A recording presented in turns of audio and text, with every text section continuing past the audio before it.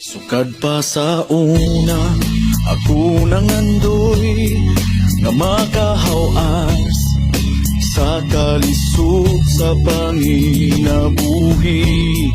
Apanon saon nga pobre man lang ang namatan ko nga ginikanan. Oh, dawaton ko lang ang tanan.